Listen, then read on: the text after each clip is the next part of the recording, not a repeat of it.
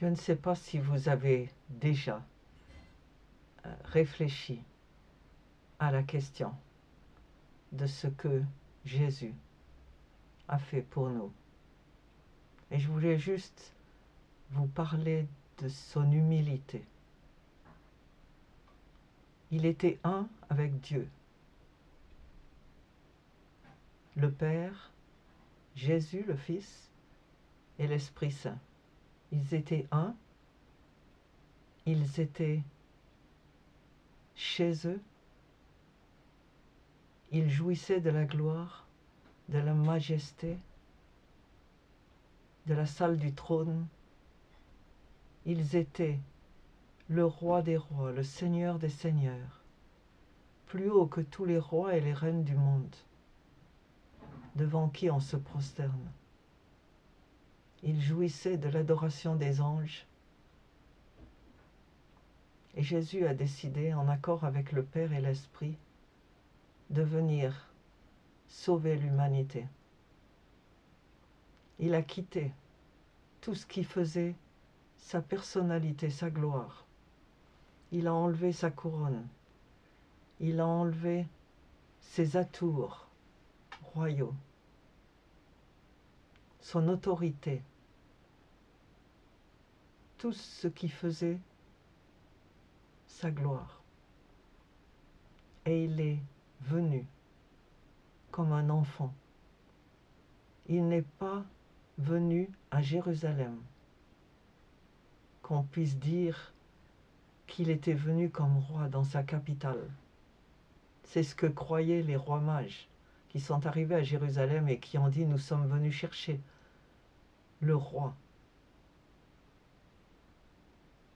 Il n'était pas là. Il est venu dans une famille ordinaire, très ordinaire. Il a choisi comme père nourricier un charpentier menuisier, quelqu'un qui travaillait de ses mains et qui n'était pas riche du tout. Il est venu pour être né d'une femme qui était juste une adolescente, une jeune mère. Il a choisi de naître au sein d'un peuple qui n'était pas reconnu, qui n'était pas important, qui n'avait aucun empire sur la planète. Et il leur a dit d'ailleurs, dans sa parole, « Je ne vous ai pas choisi parce que vous l'aviez mérité, parce que vous étiez les meilleurs. » Non. Il a choisi ce peuple comme un petit peuple au milieu des grands et des moyens. Il a choisi une famille humble. Il est né dans la paille. En français, on dit qu'on est sur la paille. C'est grave.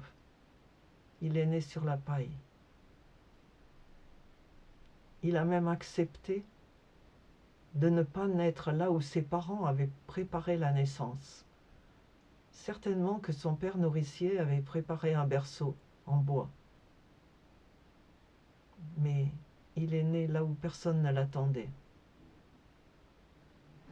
Il a accepté de se plier aux circonstances, à l'histoire du recensement déclaré pour toute la terre à cette époque. Il a été réfugié. Il a été obligé de quitter la terre où il était né pour échapper au massacre d'Hérode. Ses parents sont partis à pied en Égypte. Ils ont fait du chemin. Ils ont été sans rien.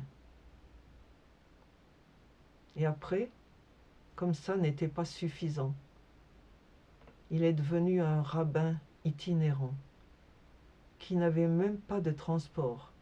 Et quand il a eu besoin d'un âne, il a dû l'emprunter à quelqu'un. Quand quelqu'un a voulu se joindre à lui, il lui a dit « Je t'avertis, je n'ai même pas mon propre oreiller. » Il a vécu d'étape en étape chez d'autres gens qui l'accueillaient. et il est descendu tout au fond, crucifié nu, ce qu'on ne raconte pas. On crucifiait les criminels complètement nus. C'était le trou, le fond du trou, l'humiliation totale. Il a vécu tout ça pour nous. Et j'ai juste compris un tout petit peu ce qu'il a vécu quand nous avons quitté le Nigeria pour l'Angleterre. Au Nigeria, j'étais un professeur d'université, j'étais respecté, les étudiants me saluaient. Quand j'arrivais au bureau, tout le monde me saluait, disait mon nom, mon titre. Et je suis arrivé en Angleterre où personne ne me connaissait. Et le seul travail qu'on m'a offert, c'était un travail de nettoyage. Je nettoyais les toilettes dans une école. Et je me posais la question, mais qu'est-ce que je fais ici? Et c'est à ce moment-là que je me suis souvenu de ce que Jésus avait fait. Comme le disait Nathanaël, qu'est-ce qu'on peut trouver de bien à Nazareth? C'était une ville qui n'était non seulement pas respectée, reconnue, mais c'était une ville qu'on considérait comme un endroit qui ne vaut pas la peine qu'on en parle. Un de ces quartiers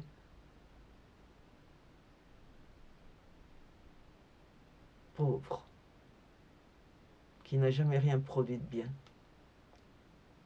Alors si Dieu vous demande de vous humilier un jour, que vous perdiez votre travail et que vous soyez obligé d'en prendre un autre, comprenez que vous suivez Jésus. Vous êtes dans les pas de Jésus. Un de nos enfants a vécu cette expérience et m'a dit un jour au téléphone, après tout, c'est ce que tu as fait. Nous marchons dans les pas de Jésus, les uns après les autres. Et l'important, c'est de donner le bon exemple. L'exemple de la reconnaissance que notre identité, notre valeur, elle n'est pas dans le travail, elle n'est pas dans le pays où nous sommes nés, elle n'est pas dans l'endroit où nous vivons. Elle est dans le fait que nous sommes des fils et des filles de Dieu. Alors, réjouissez-vous dans le Seigneur.